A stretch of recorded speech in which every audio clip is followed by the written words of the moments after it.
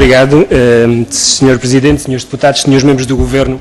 Parece-me claro que todos os instrumentos de monitorização e acompanhamento da utilização de dinheiros públicos são sempre bem-vindos e fazem todo o sentido. O mesmo que faz sentido aqui nas reuniões da Comissão, cada um trazer aqui os assuntos que acha, nomeadamente no âmbito deste relatório, que ou que não foram suficientemente respondidos ou que não estão de uma forma muito clara, ou ainda aqueles que deviam ter melhores desempenhos. Queria colocar dois tipos de questões, as primeiras relacionadas com os números do relatório e o segundo grupo de questões com metodologias relacionadas com o relatório. Em primeiro lugar, a questão dos cuidados de saúde primários. As consultas programadas subiram apenas 5% nos cuidados de saúde primários.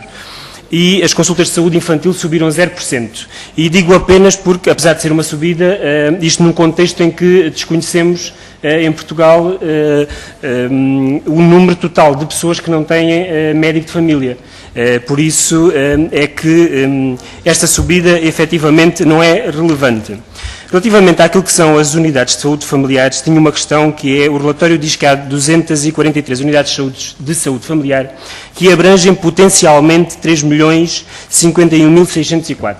Era importante clarificar o que é isto do potencialmente, porque depois, a seguir, aparecem os ganhos face à situação de partida de 368.000 e esta afirmação é uma afirmação muito concreta.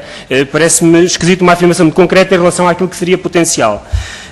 Ainda no âmbito das unidades de saúde familiares, e sendo elas apresentadas como as novas modalidades, o paradigma dos novos modelos de organização dos serviços de saúde, ainda esta semana tive a oportunidade de visitar uma freguesia em que precisamente a criação da unidade de saúde familiar tirou a presença, ou reduziu a presença dos enfermeiros e dos médicos de família, porque eles tinham que reforçar a unidade de saúde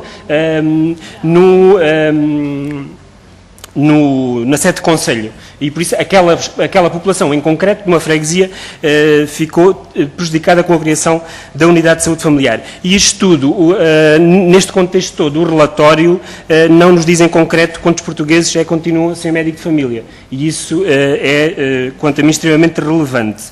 No âmbito daquilo que são as consultas de especialidade pedidas pelo Serviço Nacional de Saúde, ainda aguardam consulta mais de 87 mil utentes e o tempo máximo de resposta, ou seja, foram realizadas consultas, 63% das consultas foram realizadas no prazo entre 60 dias e 150 dias e 27% foram realizadas fora do tempo máximo de resposta, o que prefaz que apenas 9% das consultas tenham sido feitas nos primeiros 2 meses após a solicitação. Também parece que, em alguma matéria, poderá ser preocupante. Relativamente aos programas, o Programa Nacional de Saúde Oral é amplamente explanado as questões do cheque dentista. Há depois aqui uma inversão de valores, porque há uma redução nessa utilização de 8 pontos percentuais entre os 2 últimos anos letivos. E não há referência, por exemplo, ao programa de higienistas ou ao programa de selantes que era aplicado pelos higienistas orais nos centros de saúde, durante algum tempo, um programa com bastante sucesso, mas não é referenciado aqui nesta matéria. E aproveitar para perguntar se é a intenção do Governo e do Ministério da Saúde assumir médicos dentistas no Serviço Nacional de Saúde, ou se pretende continuar com este esquema encontrado. No âmbito do programa da oftalmologia, o nível de resposta era muito baixo, como se sabe. O que importava saber é se, no âmbito da contratualização, a contratualização absorveu aquilo que era feito pelo Serviço Nacional de Saúde em termos de cirurgias, ou se o que está a ser feito é a contratualização mais o que já era feito. Era importante clarificar isso.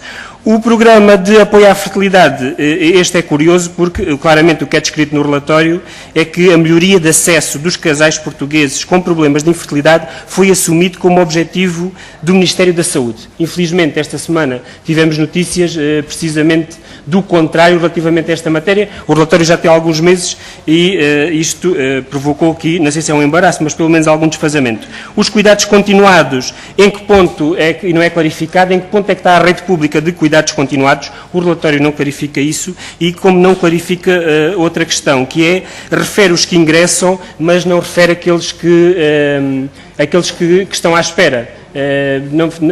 Ficamos sem essa noção. No âmbito das cirurgias, e as cirurgias, nomeadamente em oncologia, já foram aqui referidas, mas e os dados do relatório, de 95 para 97 houve um aumento de 15 mil cirurgias, mas depois de 97 para 2009 só aumentaram 5 mil. Isto corresponderá a um diagnóstico mais atempado, a resolução dos problemas. Era isso que queria clarificado. Sendo que a lista de inscrição para a cirurgia oncológica também diminuiu 14%.